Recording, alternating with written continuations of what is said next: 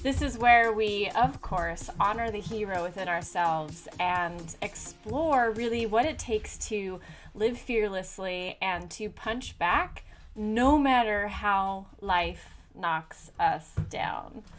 Hi. Yeah, I'm Catherine, and I'm a life coach, and I specialize in resiliency, and I am so happy and honored to be here once again with you guys. So thank you. Let's see. Hey, happy Thursday. We've got Yeti Dude is in the house. We've got Upright Oracle. That's so great. And you both are in chat. Thank you. Yeah, and I love you both. Yeah. How are the sound levels, guys? You happy with it? You can hear the music. You can hear me. La la la la la la la la. My mic's over here. La la la la la la la la la. Who wouldn't be happy with that sound? Okay. So I guess a couple things first. We had our very first Badass Book Club this last Sunday, and I really, really enjoyed doing it. Yeti Dude, of course, was on with us. He's also my husband. And it was just cool. We spent time basically just talking over Man's Search for Meaning by Viktor Frankl. It is a classic for many reasons, but it's also kind of the foundation of modern research in life, meaning, and purpose. So it was just really cool, and I really appreciated how I tend to really like the big ideas, the concepts, the theories, and Yeti Dude is much more granular. Like, he likes the facts, he likes the evidence. So I thought we brought a kind of a cool perspective, each of us, to the book club. So that was fun. You can check it out if you want. I've saved it as a video. Next month, so April 28th, is our next Badass Book Club, and we are going to talk about the book Surviving Survival, The Art and Science of Resiliency. It's written by Lawrence Gonzalez, and let me see if I can get it into chat here, a link to it. You never have to, well, I would, obviously suggest, reading the book or whatever before our stream. You totally don't ever have to do that. You can just show up. We're just talking about it. Oh, this is going to be a really long link. Did it work as a link? I don't know. That was a crazy thing that I just did in chat. Hey, hello, Betta Perez 1516. Welcome. Yeah, so this is just Punch Life Back. This is where we honor the hero within ourselves, and we really explore what it takes to live fearlessly and to punch back whenever life knocks us down. And I'm Catherine. Hi. So, yeah, I'm a life coach, and I also have coaches, right, that work with me. So I practice what I do, and I do what I practice. And one of the things that I've been discovering about myself is that we all have these negative beliefs. So I've uncovered one of mine, and it goes something like this: that when I use what I'm really good at, my strengths, in a big way, in a public way, kind of when I let it all out and I just go with it and let myself shine, I think I hurt other people. That's my belief, that somehow my shining diminishes others. And the result is that I don't know, I tend to sometimes not be very authentic because I tend to hide my strengths. I hide my power. It's I only show you myself up to the normal. I don't want to be above average because I feel like that hurts the other people around me. Not an idea that is necessarily true. It's also not an idea that I think really serves me or serves other people, so what I'm coming to realize is that my playing small isn't really serving anybody. And in fact, there's a part to it where I'm actually wasting my life because I'm wasting my potential. So much of our potential exists. Oh, yes, Upright Oracle. Yeah. Tell me more about that if you want. How you relate to what I'm saying. But yeah, that by not, like, if we only show people what we're bad at or like what we're just average at, we're really holding off. Like, we're holding the best of us back. And in that way, I feel like I'm wasting my life when I do that. So instead, I'm working on replacing that old belief with a new belief that goes something like this: my light inspires people. Or when I play full out or use my strengths, I'm inspiring. So all of that is to, yes! Hello, the Mrs. Scott Evans. Welcome, my friend. Welcome. Purple Twitch heart right back at ya. So I share that about myself because what I want to talk about today is authenticity. And this is an example of how I'm not being authentic when I'm hiding this huge part of who I am. And it's, you know, like Upright Oracle says she can relate to my version of doing that. Maybe you can't, but I pretty much guarantee that all of us are inauthentic from time to time, at the minimum. If not, we're always partially inauthentic. So I thought today authenticity might be a really cool thing to talk about and explore with you guys, and just kind of see where it takes us. So I'm curious. Oh, Upright Oracle. I have an older brother, and if I do better than him, sometimes I feel bad, or he judges me or makes fun of me. Yeah, you do get what I'm saying. Yeah, I had a similar experience where, and like, here's the thing, we all have strengths. But when you have a sibling, I imagine it happens quite often where your strengths and your sibling's strengths are different. And it may be that your family or culture places a higher value on your strengths or maybe your sibling's strengths. And so the person whose strengths aren't recognized, aren't validated, may feel bad when everybody lavishes praise on the sibling that just happens to have strengths that are culturally acceptable. And that's kind of been like I did really, really, really well in school. I didn't have to try very hard to do well, but I got so much praise from that from my family. Whereas my brother didn't naturally do as well in school, and he didn't get that. So I just felt bad. Yeah, Upright Oracle, I felt bad for the way that he felt when I excelled in that way. So you say you want to achieve things, but it's safer to stay small sometimes. Me too. It feels safer because it sounds like we got a lot in common. Like, I really love people. I care about people. And I really don't want to make people feel bad. So I tend to be a caretaker and that kind of stuff. But this is the dark side of it. Like, this is when it goes too far, I think. I'm kind of curious, guys, and feel free to put in chat, feel free not to, whatever. But if you want to share what authenticity means to you, that would be pretty cool. That would launch our conversation. And while you're doing that, I'll just kind of tell you my own definition. I believe authenticity is genuine self-expression, fearlessly made public. Yeah, genuine self-expression, fearlessly made public. And to kind of unpack this, like, we don't exist in a vacuum. We are social animals. And so our authenticity doesn't really exist in a vacuum either. It's, it kind of reminds me of, I just heard, I think it was a philosopher talking about this. No, it was a scientist. They were talking about if a tree falls in the woods and nobody hears it, does it really make a sound? And the scientific answer is no, it doesn't make a sound, because even though sound waves are emitted, unless there is an animal or a person with ears to pick up the sound waves, the sound doesn't actually exist. That it's a relationship between sound waves and the receiving of the sound waves. That's the same for our authenticity, that there is a part of it that only exists when it's outside of yourself and shared with other human beings. So Mrs. Scott Evans says, being yourself without apologizing for it. Yeah, very, very similar. Yeah.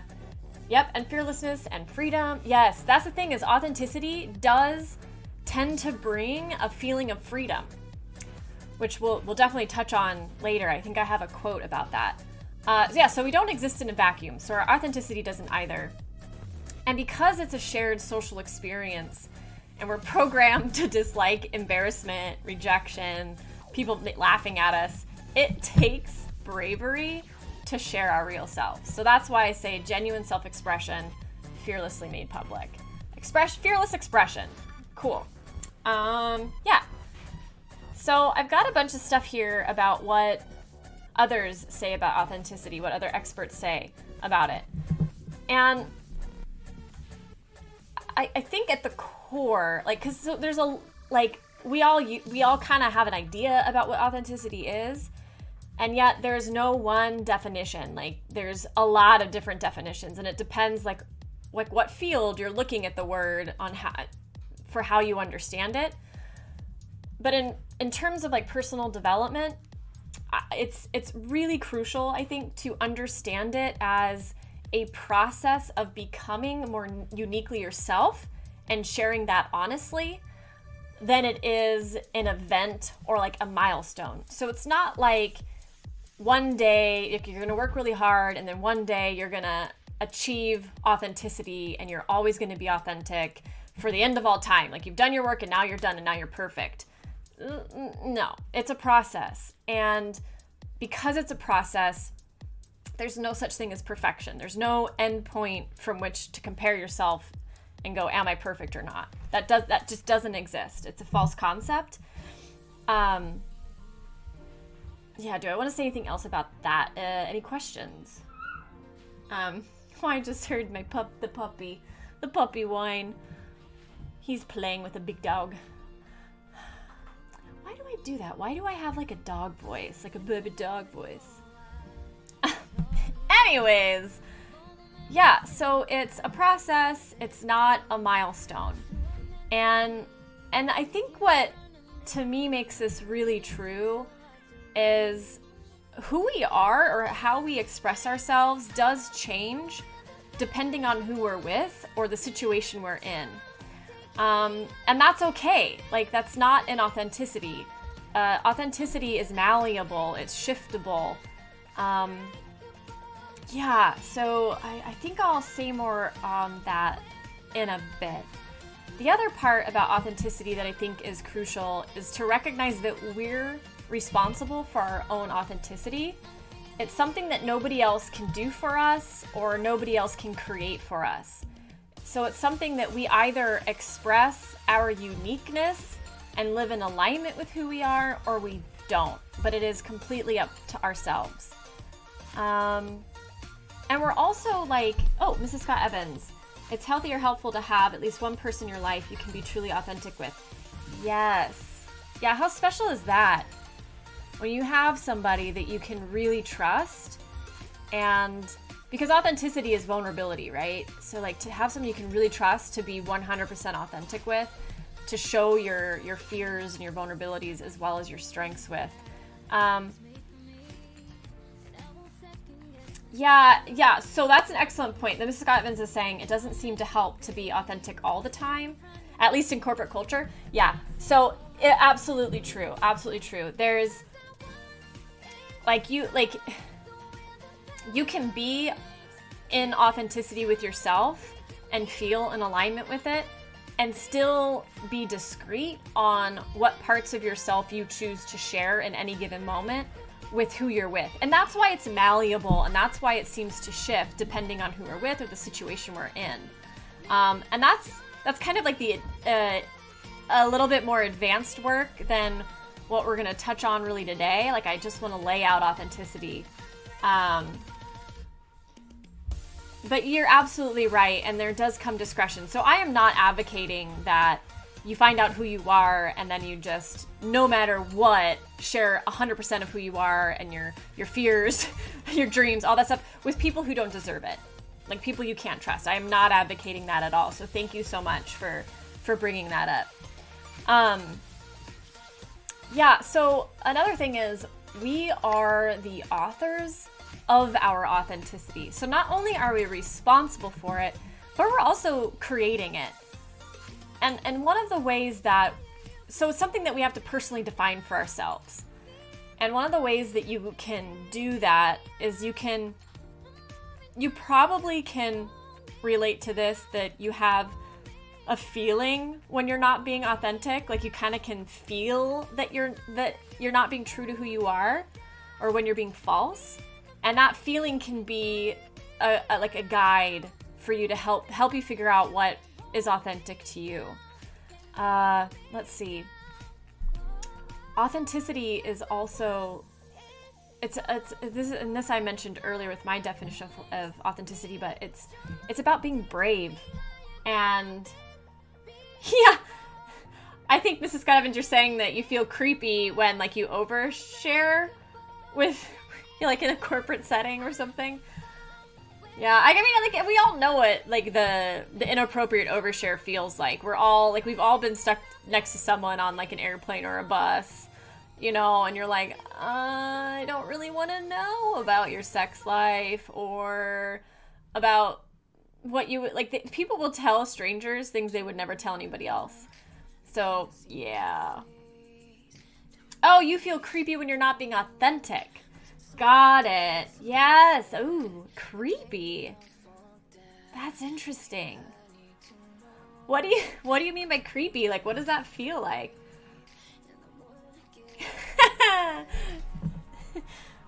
I love that. Yeah, I love that.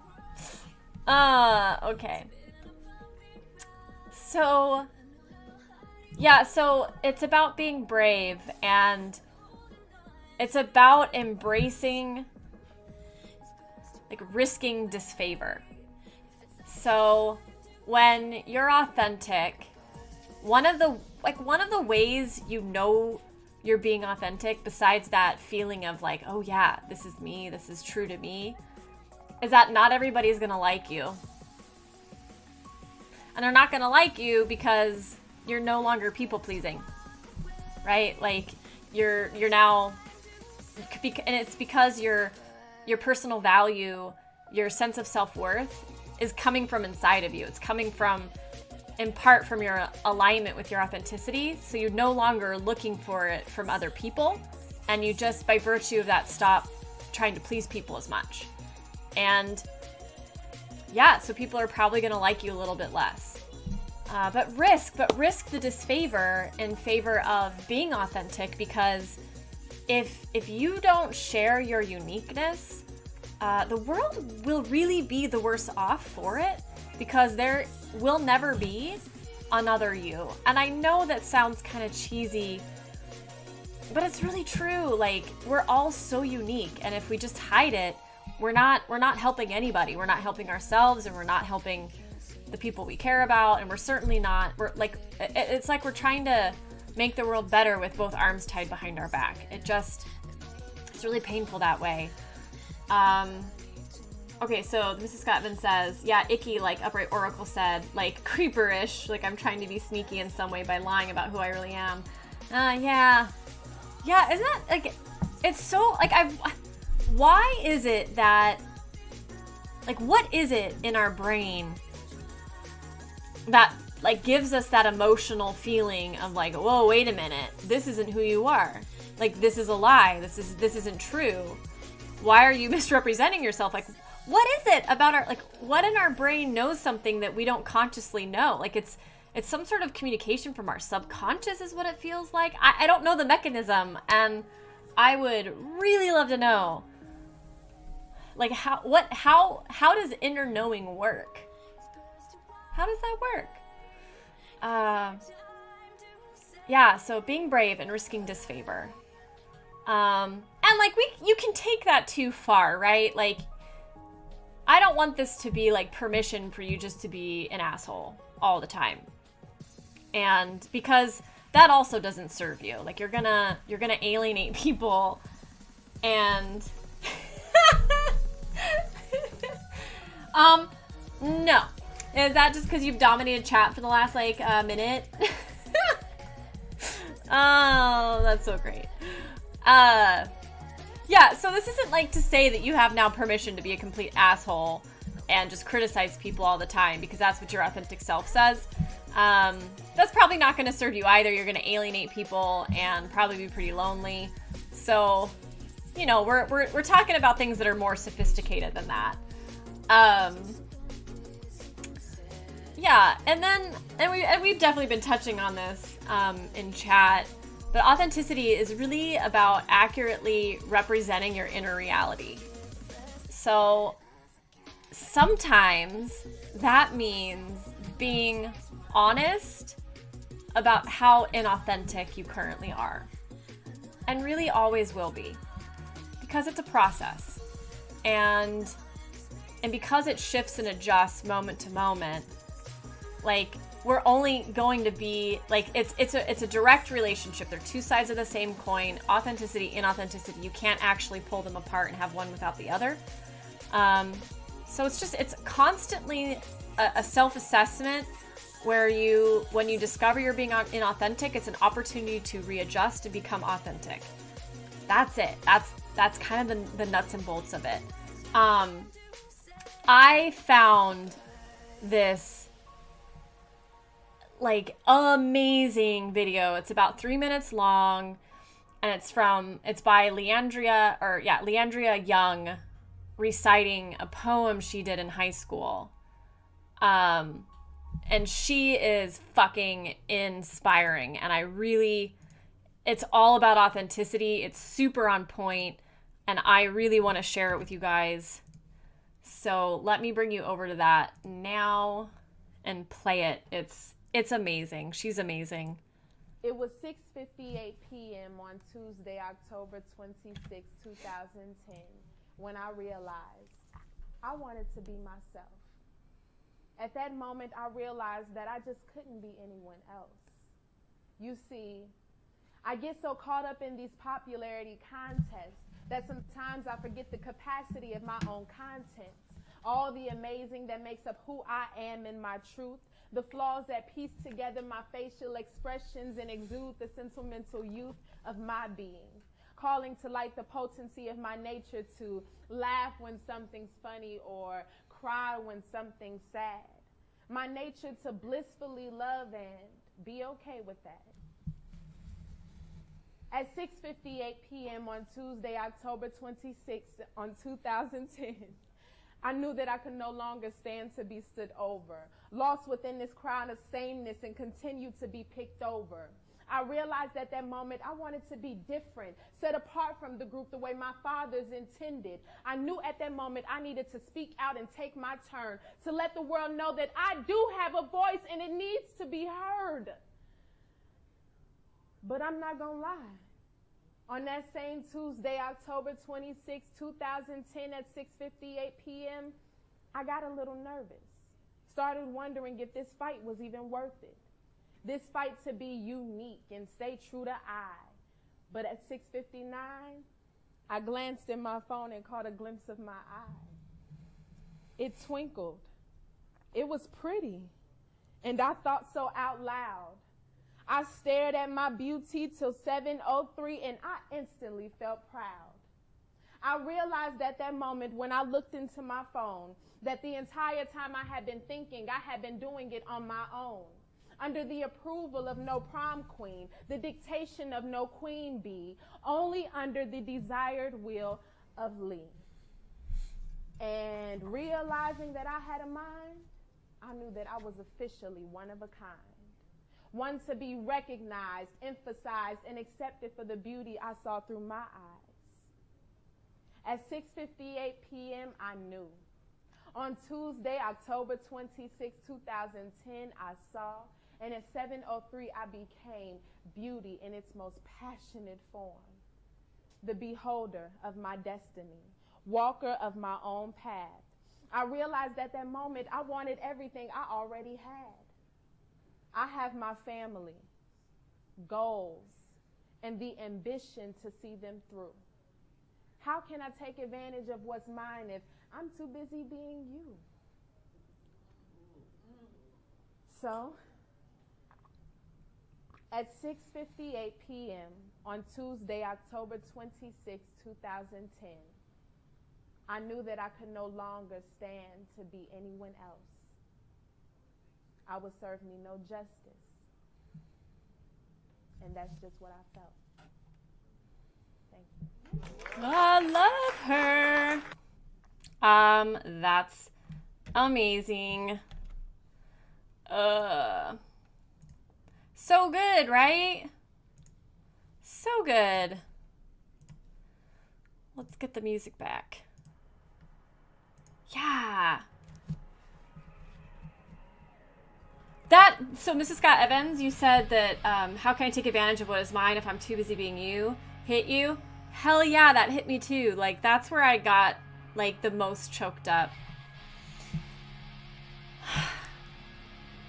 Yeah. And, like, that's the thing. Here, let me, I'm looking for, I've got a quote that deals with that.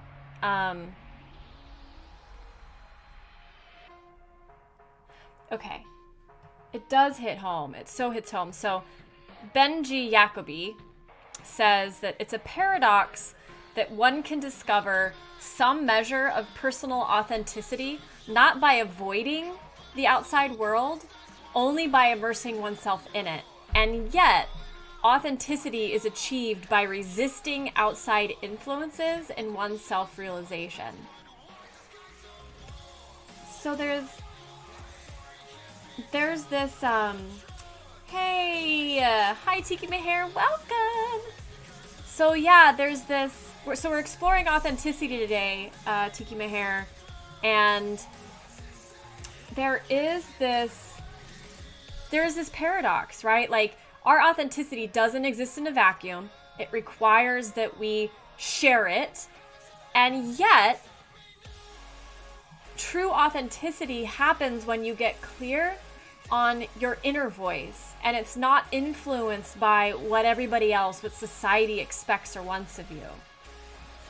And that can be really hard to do because we adopt the views of our culture. We adopt the views of our parents and our friends, and it becomes really hard to suss out what's our true voice and what's our false voice.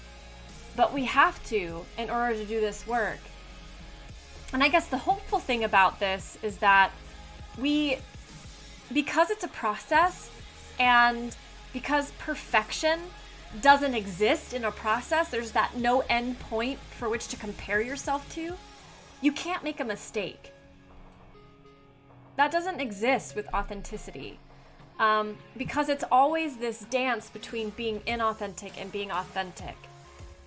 Like, you can't make a mistake. So you start with where you're at, you start with the wisdom that you have, and you just begin doing that adjustment, that moment by moment adjustment where you check in and you say, am I being authentic? And if you're not, you give yourself that opportunity to become authentic.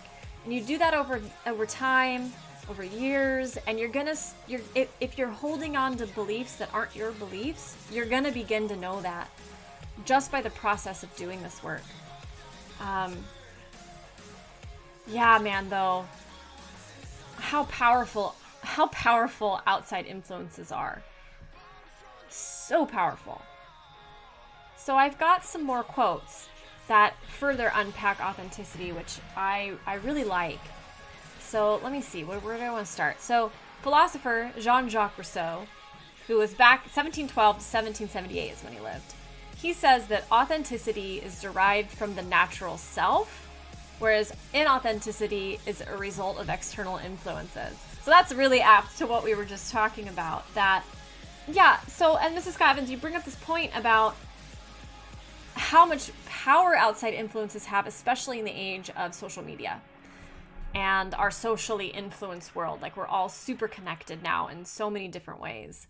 And yeah, but authenticity comes from inside. It comes from some sort of inner knowing that you can train yourself to hear until it's such a powerful message that the inauthentic outside external influences that try to trick you into thinking they're authentic, you kind of start knowing what those feel like and what those are. So you also say that we're raised to fit into society, so we're programmed to be influenced by it. Yeah, no doubt. Like, part of what makes this so challenging is that we are social creatures. We've evolved to be social creatures. We are social animals, which means we depend on the group for our survival. So back in the day, it still happens today, but really back in the day, if you were rejected by the group, that meant you died, most likely. So our brains are still programmed to like treat it with this life and death reality that doesn't so much apply anymore, because if one in-group rejects you, there's so many other groups that would accept you. And we're, you know, with grocery stores and stuff, we're able to get our food. You know what I'm saying. But yeah, we're literally programmed. Our brains are programmed to not want to feel embarrassed, not want to feel rejected, not want to feel vulnerable, because that all could have killed us back in the day. That's not true anymore, but we're still dealing with that brain. So it's just part of the process. So philosopher Jean-Paul Sartre, 1889 to 1976, said, authenticity is a process of continual self-definition and requires taking full responsibility for your life. Whew, yeah. Yeah, it is, I think, a process of continual self-definition. Does anybody think that it isn't? Does anybody disagree and think that there is a milestone or an endpoint where you're authentic, so you're either completely inauthentic or completely authentic, and once you reach that milestone, you're authentic for now until eternity or till you die? Does anybody think that?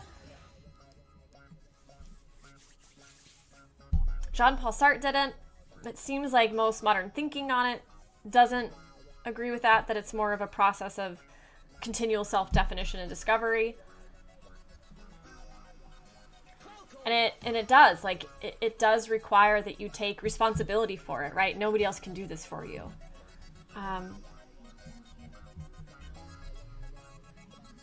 Yeah, okay, so Tiki Meher says, yeah, no, because our culture changes constantly. Yeah, so the outside influences change, and then we change based on those.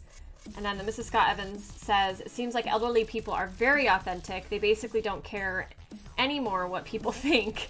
Yeah, I've heard that with age, you care less about what people think of you. And I've definitely seen examples of that. It's pretty fucking wonderful. I wonder if there's a change in their brain that kind of overrides this evolutionary program we're talking about. Upright Oracle. I think it's an ongoing thing because as you evolve, the definition shifts. Yeah, I agree. I certainly haven't experienced a fixed authenticity in my own self. Okay, so then I have an anonymous quote, but I loved it. It says, authenticity is harmony with your inner life. So to me, that means that you're aware enough to know what's going on inside yourself, and then your actions are in alignment with your inner reality. So, if you're sad, it's okay you accept that you're sad, and it's okay to feel sad. And with people who are deserving of your share, like you can trust, it's also authentic to share that sadness, right? There's some sort of integrity there.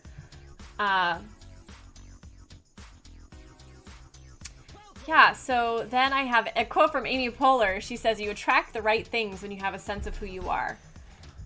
I guess, I just threw this in here because it's a little different, but she's saying that when you're authentic, you tend to have opportunities that are right. That if you don't, so in other words, if you don't put your authentic self out there, like you kind of get what you send, right? So if you're an angry person and you're like blaming people all the time, chances are you're going to get anger back and blame back and alienation back. So likewise, I can see how this could be true, that if I'm projecting an inauthentic self, I'm going to get inauthentic opportunities back. Authenticity then can be something that transforms your life in a very big way, and that it will end up reflecting the opportunities you get, the people you meet. That's kind of cool. That's kind of cool thought. I have Henry David Thoreau says, we are constantly invited to be who we are. I love it. It's another example of how this is a process. He's literally saying, like, each moment is an opportunity to be authentic and to share that. Which again, like, it makes me go, like, it makes me be a little bit lighter about this, because if every single moment is an opportunity to express my authenticity, then the moment where I was just inauthentic doesn't really matter anymore, because it's already a fresh moment and I've already adjusted course.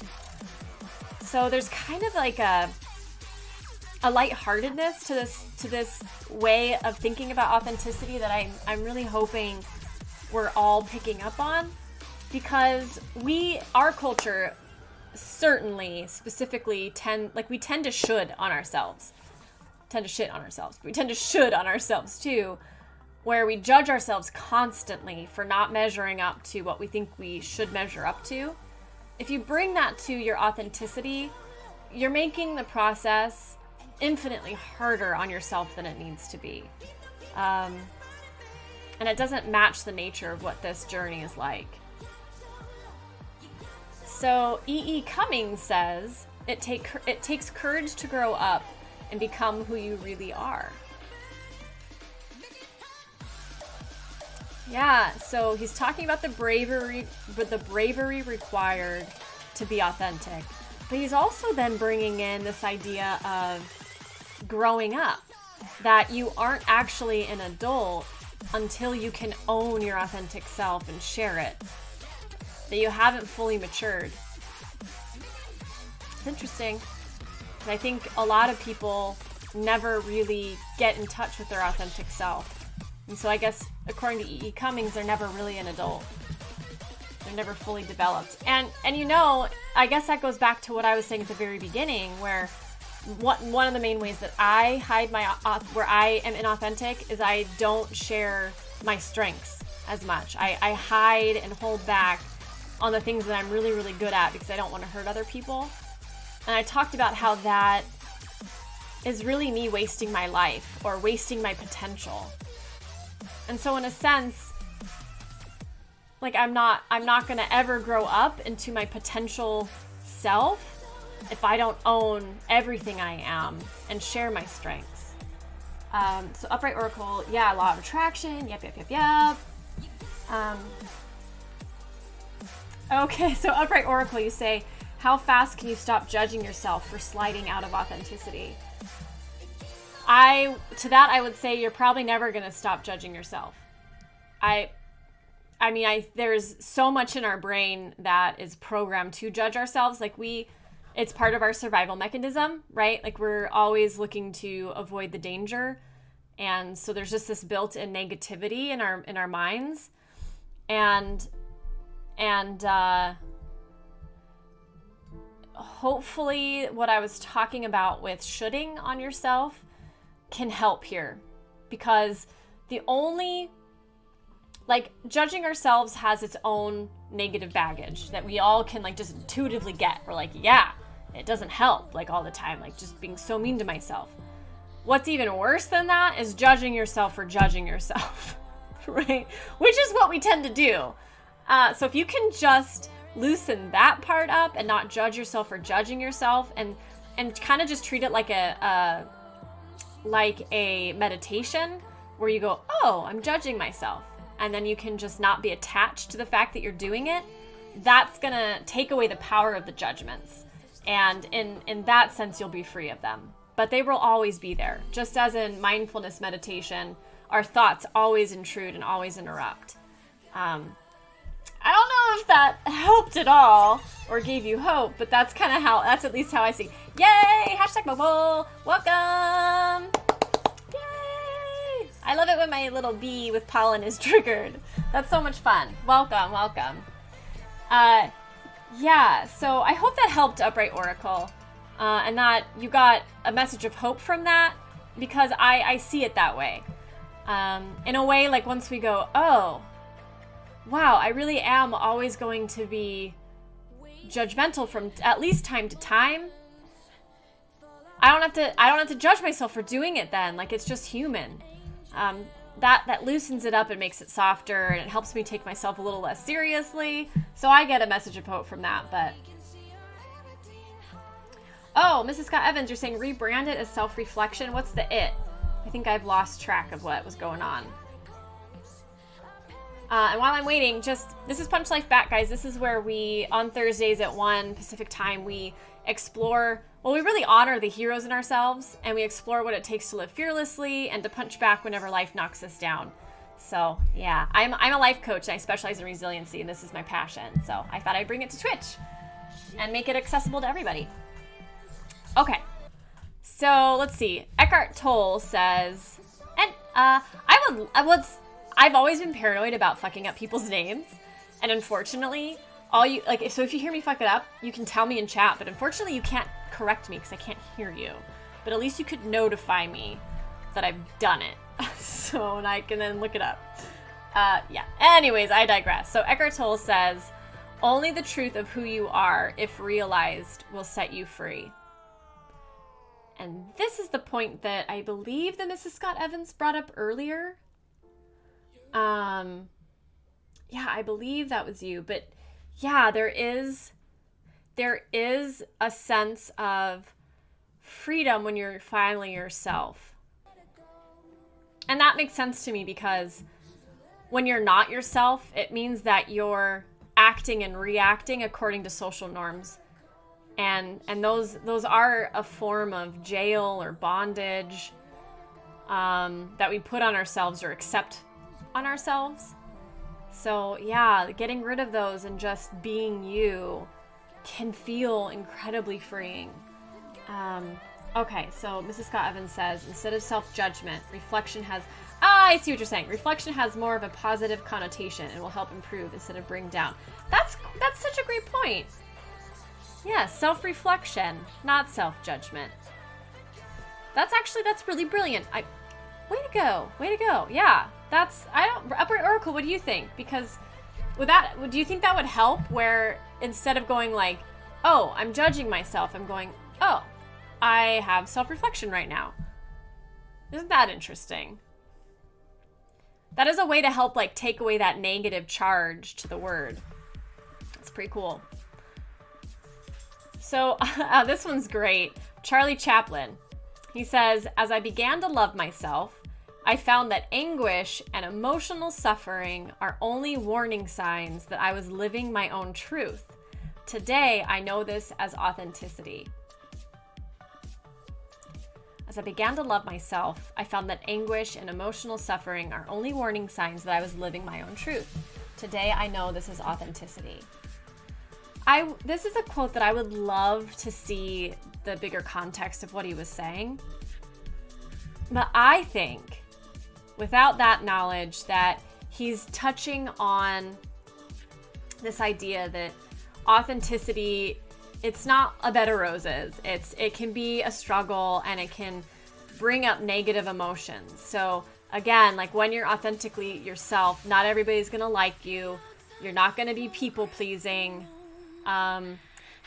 And there's, and you're gonna have to deal with your vulnerability. You're gonna be vulnerable. You're gonna feel embarrassment. You're gonna feel, maybe shame. Those really hard, uncomfortable emotions. But he was able to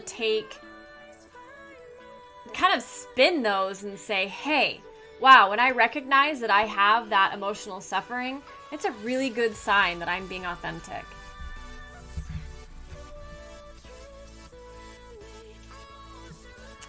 Yeah. Love it. I love the scope of these. So William James says, seek out that particular mental attribute which makes you feel most deeply and vitally alive, along with which comes the inner voice which says, this is the real me. And when you have found that attitude, follow it. Yeah, what I like about that is that this is the real... Oh, so Tiki Meher, you're saying, but after suffering comes liberation.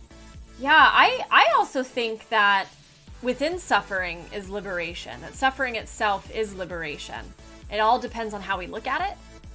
And that, like Viktor Frankl, right, for Man's Search for Meaning, he was stuck in these concentration camps, and he was able to find freedom, like mental and spiritual freedom, even under those horrible conditions and because of the suffering, not despite the suffering. Yeah, I I love this. I love digging in. Let's keep doing it. Yeah, so William James, what I liked about this quote is he's saying that, like, the inner voice which says, this is the real me. And then you follow that attitude. Does anybody not relate to, like, has anybody not had the experience of, like, of an inner knowing or an inner sense of who you are? Or, like, this is the real me, this is not the real me, this is authentic, this isn't authentic? Has anybody not had that experience? I don't know if it's universal. It seems like it is, but I don't know.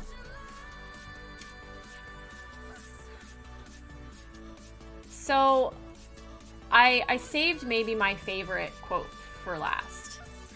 And it's from Brené Brown, and she's a vulnerability and shame researcher. She's amazing. If you haven't watched her TED Talks, super highly recommend doing so. So she defines authenticity like this. So authenticity is a daily practice. Choosing authenticity means cultivating the courage to be emotionally honest, to set boundaries, and to allow ourselves to be vulnerable. Exercising compassion that comes from knowing that we are all made of strength and struggle and connected to each other through a loving and resilient human spirit, nurturing the connection and the sense of belonging that can only happen when we let go of what we are supposed to be and embrace who we are.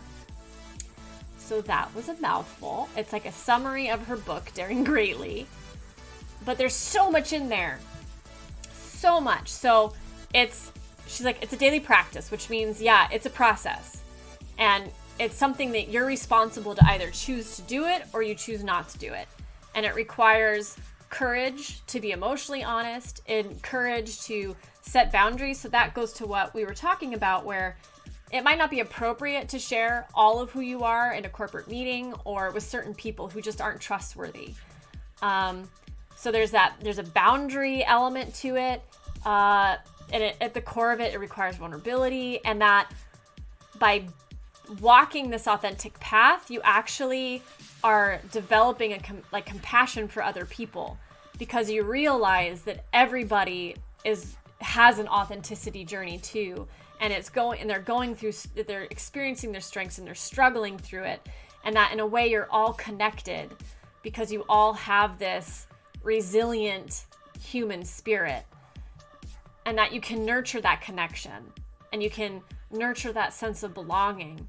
But it only happens when you let go of what you think you're supposed to be and actually embrace who you are, because that's where the honest vulnerability comes from. A lot there. a lot. So we're about to move into an exercise. So if you want to do it, you can get a piece of paper and a pen. And I'm going to put up a link. Let's see if I can do this. Okay, I think I got it. So part of the exercise is going to involve like a spreadsheet. So I can share a spreadsheet with you guys. If you want like access to my notes for today's stream or that spreadsheet, you can go onto Patreon. I'm Punch Life Back and get it through there. So yeah, so it's available to you.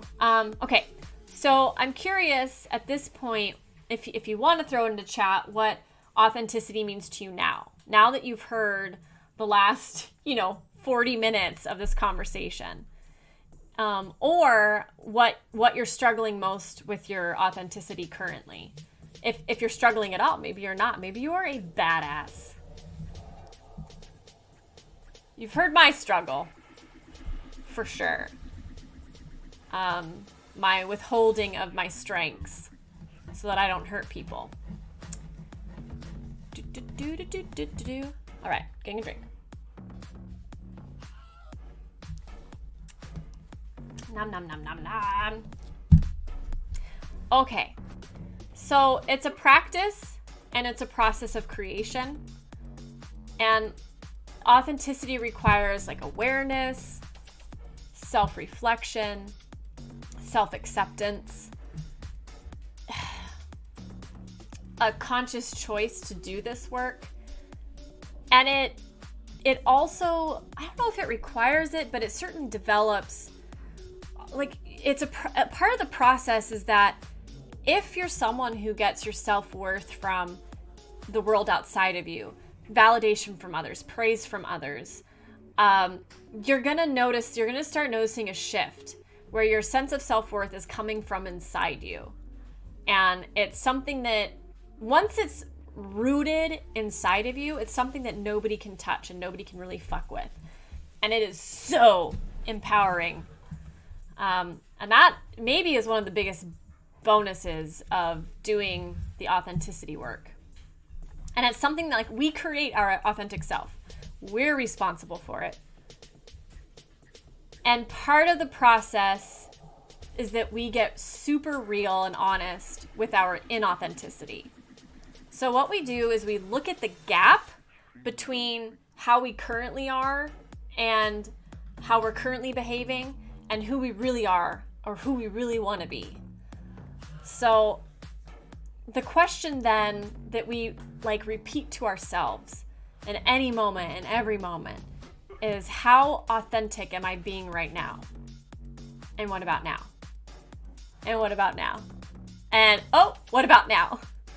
So it's, in a way, it's like it's a meditation that you do while you're not meditating. Yeah. Oh, I just lost my thingy. Okay.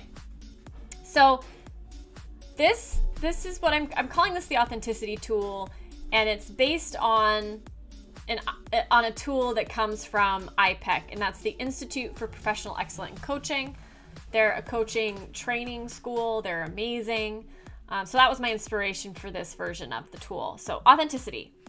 So it starts by you list all the qualities you can that describe your authentic self. So I'm going to give time to do this on the cast. So if you want, get a piece of paper or use your phone or whatever, but go ahead and list out all the qualities you can that describe your authentic self. I've got some suggestions to help you get going. If you're aware of what your core values are, those could be really applicable. So, for example, mine, I'm looking up there, but my core values are adventure, connection, authenticity and integrity, and vitality. So a core value is something like when you don't have it, your life doesn't work. So yeah, like I'm not being authentic if I'm not living up to those values. So core values could be really, really great. Any inner truth that you're hearing about who you are and who you want to be, like who's your potential self, like you at your fullest potential. What are the qualities of that person? Let's see, I'm gonna set a timer.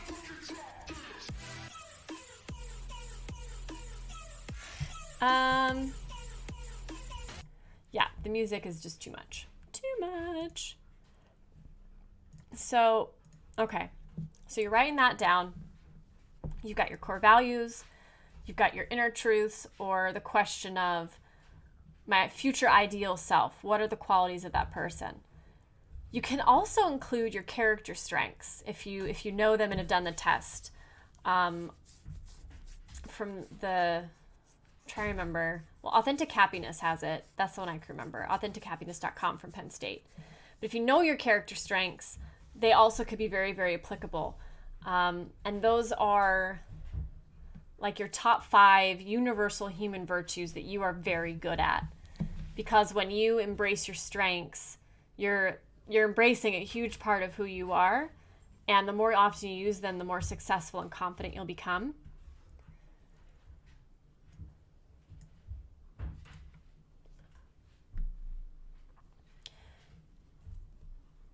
And if you have any questions, guys, just throw it in chat. For those of you who are just tuning in, this is Punch Life Back. This is where we honor the heroes in ourselves, and we explore what it takes to live fearlessly and to punch back whenever life knocks us down. And today we're really taking a deep dive into authenticity and how to really to walk the path of authenticity. What does it mean? What does it look like? How do you know you're doing it? So let's see. Yeah, if you have any questions, just let me know. And you're really just trying to get at like a list of maybe 10, maybe 12. It's up to you how many. You're going to work with each of them, but how, like, the qualities that describe who you are at your best, your ideal, authentic self. You and all your glory and the power that you have inside you. And the trick here is to really try to identify what is true for you versus what's expected of you. And then not to include the ones that are expected. So after you have your list, you could just go through them and ask yourself, is this true? Or is this something I've taken on from an outside influence? And just trust your gut. Right? There's no mistakes here, right? It's a process. So just trust your gut. I'll give you just a little bit more time. The Fitbit. I'm watching my stopwatch. Yes. Oh, interesting. Okay, Tiki Meher. My core values are love, empathetic, curiosity, hope, kindness. So when I have a different belief and express it, and it's not what my loved one believes, how will they perceive that as love and not criticism or unkind?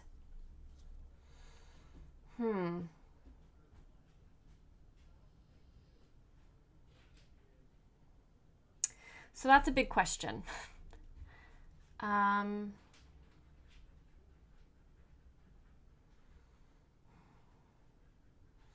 So you really value having loving relationships, it sounds like, and supportive relationships, like empathetic relationships.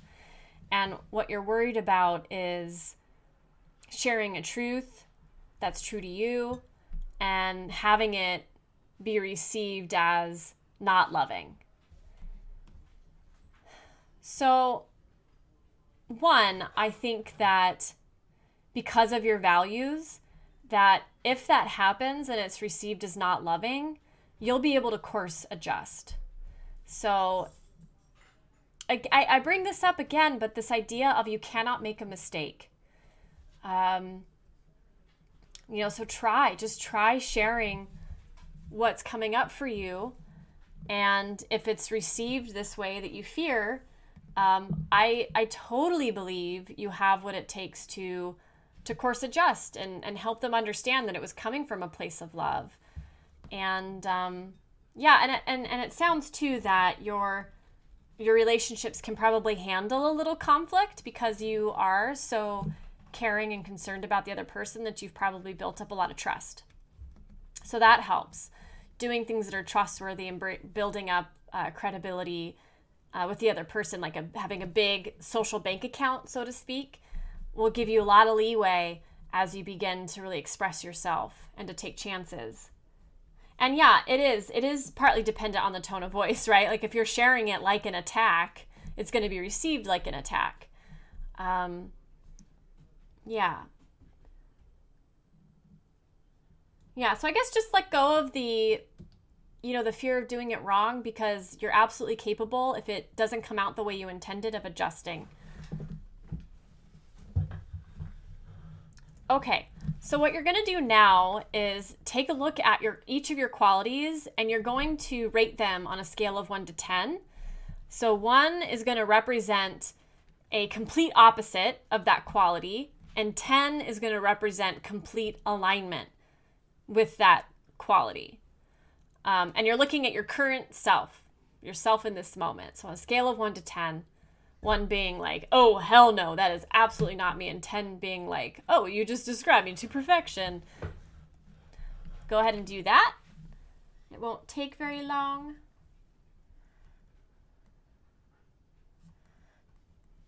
Let's see. Now I miss the music. I gotta find royalty-free music that's not like club music, because that doesn't really work most of the time for what we're talking about or the work we're doing. Okay, so I'm now gonna share. Here's the spreadsheet if you want to use it. I think that'll. Oh, that looks like it'll work. If you want to use it, but all you need to do is you want to do 4 columns. The first column is the quality. The next one is strategy for improvement. So you have quality, strategy for improvement. The next column is when starting.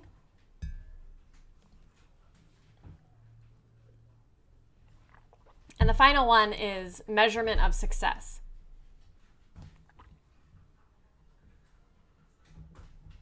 So you've got the quality, the strategy for improvement, when you're starting it, and measurement of success. And again, I put my template there in chat for you to use if you would like to do it digitally. And so look at your list of qualities that you've labeled 1 through 10.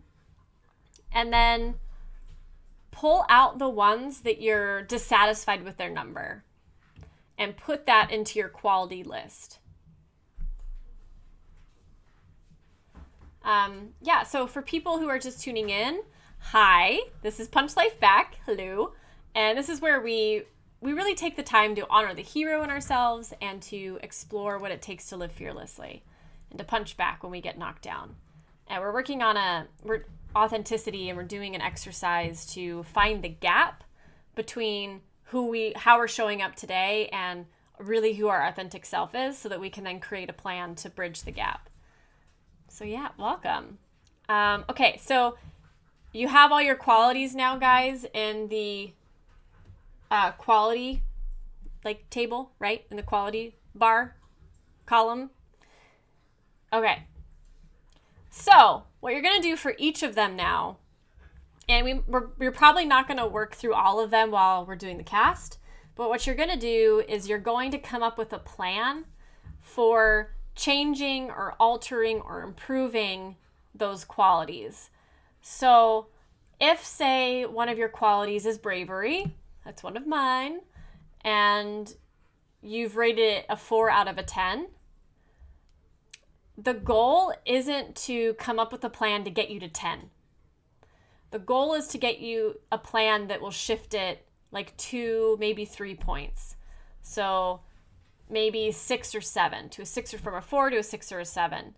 If you do it too far, it's you're setting the bar awfully high, and you're more likely to meet with failure. Whereas if you do it more gradually, it will be a breeze. It won't be nearly as hard, and you'll meet with a lot of success. So, yeah. Okay. So you're going to come up with a strategy for improvement that shifts it just a couple points. And then you're going to mark when you're going to start this. So you want a date, you want specificity. It needs to be time sensitive. And then you're going to create and write down what your measurement of success is. So, bravery, I'm working on moving it from a 4 to a 6.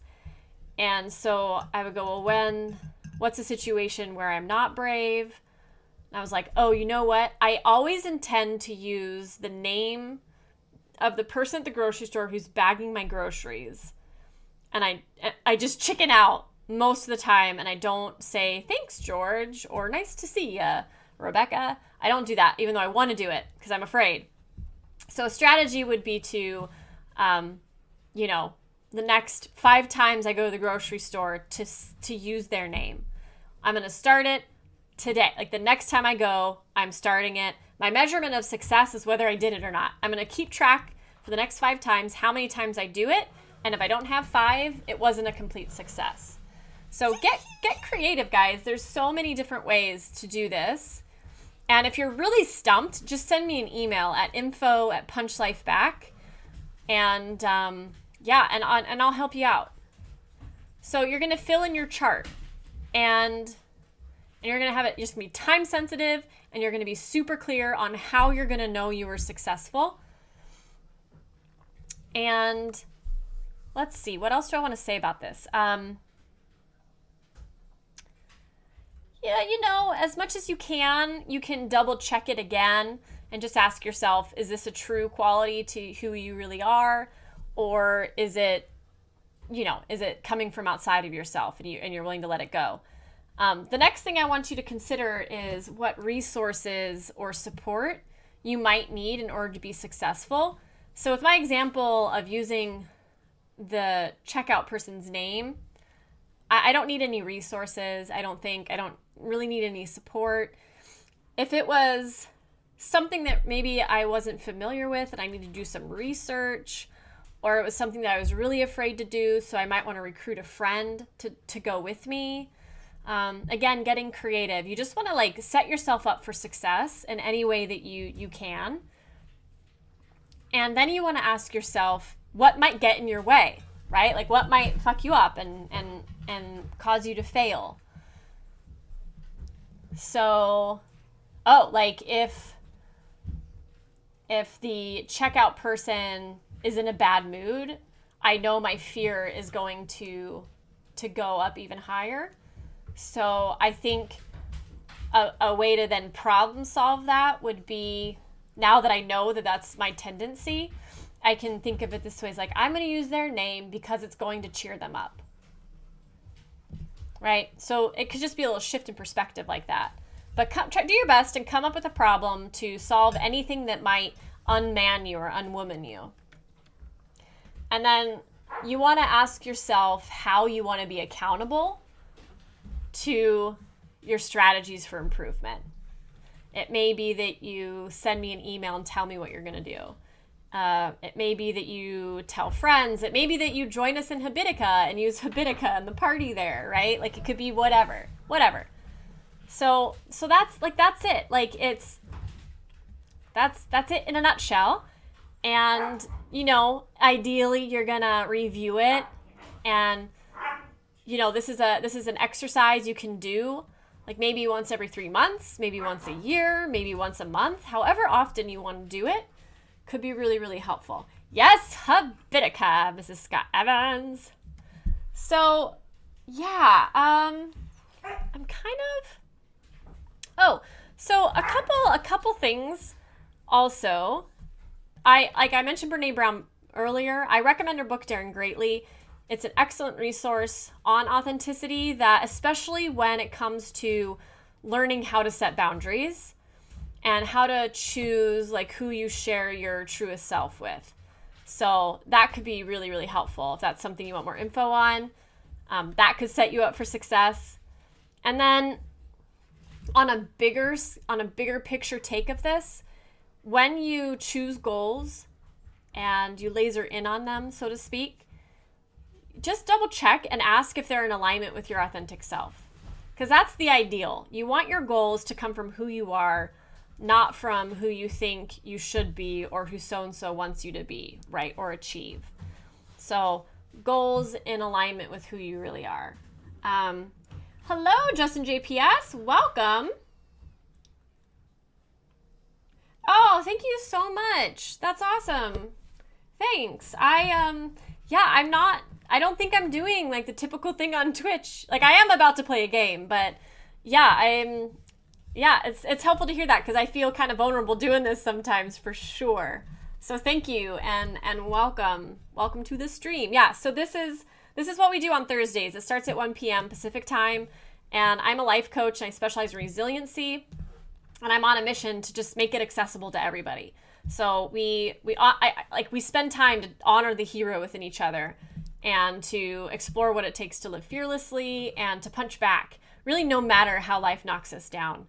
So yeah, welcome. Nice to hear ya and have you in chat. So trying to think, I guess like one final point on authenticity is I wanted to like just take a moment to talk about authenticity and integrity, because they're sometimes used interchangeably. But in the context of personal development, I don't think that they are interchangeable. So we've talked about authenticity as being an ongoing process of self-creation that requires bravery, reflection, and adjustment. So it's this ever-changing inner reality that you're consciously choosing to share with other people. So, and that there's no other you out there, and there never will be. So authenticity is the act of sharing your uniqueness with the world. And integrity, I think, is more of an objective quality. So it's something you either have or you don't have. So it's less unique to you and more of like a social construct or a social norm. So it tends to do more with morality and ethics more than authenticity does. So like integrity questions sound something like this. Like, am I being honest? Do I go back on my word or not? Do I gossip? Do I cheat? Do I steal? Whereas authenticity is more like, who am I? Am I expressing what I really believe? Am I sharing my strengths as well as my weaknesses? Or am I sharing my weaknesses as well as my strengths? Where am I holding back who I really am? Where am I hiding? How am I hiding? Do I want to stop hiding and share it? Right? So there's a difference to the questions. Yeah. So I just wanted to throw that out there because people use it interchangeably. And I get it. They both have a feeling or a connotation of being whole and complete. But I think they really do mean separate things. So just food for thought. Let's see. How are we on time? What do you guys want our short guided meditation today? Because I'll do it. Yeah, and then let's see. While I'm waiting for that feedback from you guys, because I have stream delay, I'm just gonna check in with Habitica real quick. Because I can. So, yeah, anybody who doesn't know, this is Habitica. It's free. It's Gamify Your Life. And you can join us and help us fight bosses by getting shit done. And, that's kind of interesting. I bet there's a way. So, like, where'd it go? So when you complete that exercise, the authenticity tool, you can put it into Habitica. Like, put some of your strategies for improvement in here. Thank you for doing that, Mrs. Scott Evans, and sharing the link. Perfect. If you want to join us, just send me an email at info@punchlifeback.com, and I'll get you connected. So I think I've already checked off. Yeah, I already checked off that. All right, so you guys have responded. Sweet. Do try it out. Okay, so I will get the meditation going. Let's see. I want to get some meditation music. So go ahead and get comfortable. And if you're, doing anything where being completely relaxed might hurt you, don't meditate today. Okay.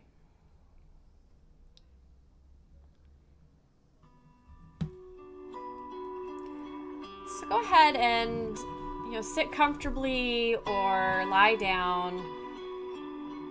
And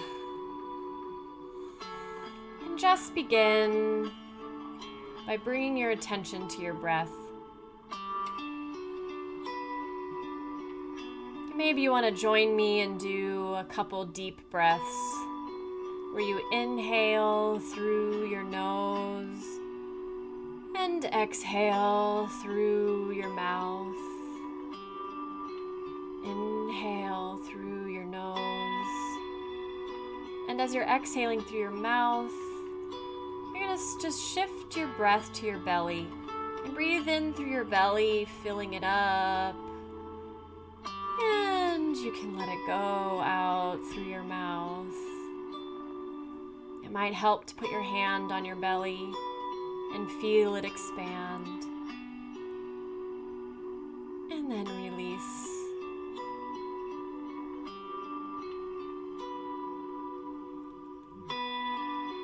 ahead and let that go. And just bring your attention to your breath as it naturally is.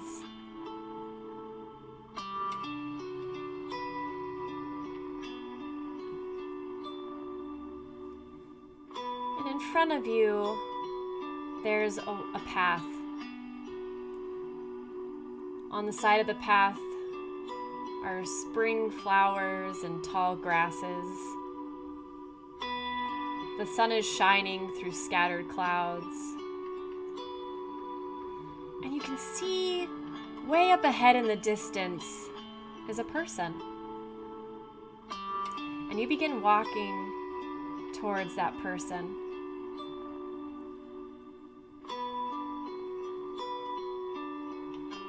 The dirt is crunching under your feet.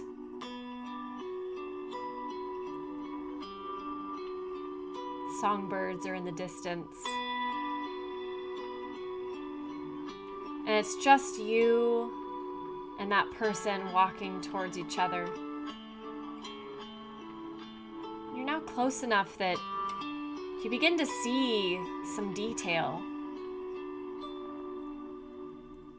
And it isn't long until you realize that it's you. And yet, it isn't you. There's something different between who you are right now and this other version of you. You can feel their power radiating off of them. Just looking at them, you're inspired. And they're smiling at you. And you can't help but smile back. And as you get closer, you begin to understand the difference. That person is wholly, authentically you. Everything is transparent. And you understand them and they understand you in a way that absolutely nobody else ever can.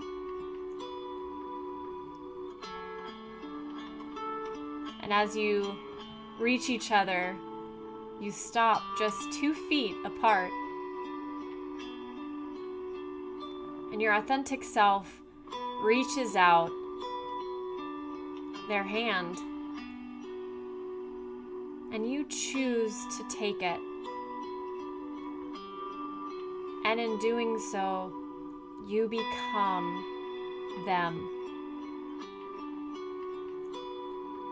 There is no difference anymore.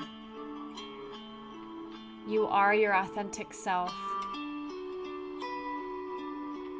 And it's so clear that all that you need to do is just accept yourself and express yourself. All obstacles fall away. And it's a beautiful spring day.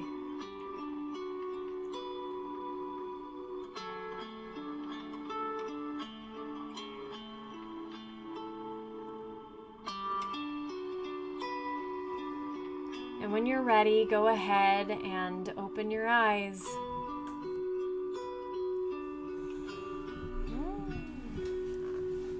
All right. Well, that was pretty cool. I never know what I'm going to do with you guys during those meditations. I just make them up on the fly. So let me figure out how to get rid of the sound. There we go. All right, how was that, guys? Oh, thank you, Justin JPS. Thank you. Thank you. I appreciate that. Thank you, Tiki My Hair. Yay. Yeah, and that's the thing, you know, let's see, what was I? in Tibetan Buddhism, I don't know if it's in other forms of Buddhism, but there's this sense that meditation, this belief that meditation, like that we have a pure mind, a pure, clean, all-knowing mind. And yet these thoughts, these beliefs, like cloud and muddy, are our clear, all-knowing self. And there's a moment where in meditation you realize that they are just thoughts, and that by recognizing, and they lose all power and they're no longer an obstacle, and you can just instantly access this clear sense of self. And that's, I think, true for our authenticity too, that we really are already our authentic self inside. It's simply that other things distract us and we disconnect from it. And it's just a matter of bringing our attention back to it and being brave to share it. So yeah, yes, Justin JPS, that's exactly what I'm trying to say. It's a really nice way to put it. We do all have that ideal vision of ourself residing within us. Like we do, like we know, like we just have it in our knowing, and we just have to trust it. We just have to trust it. And know that like we really can't make a mistake. You know, like trusting ourselves and then expressing that trust and who we really are. It's a journey, and it's going to have its ups and it's going to have its downs. But really, like, there's no mistake in the downs. They're necessary. Yeah, I don't know. Yeah.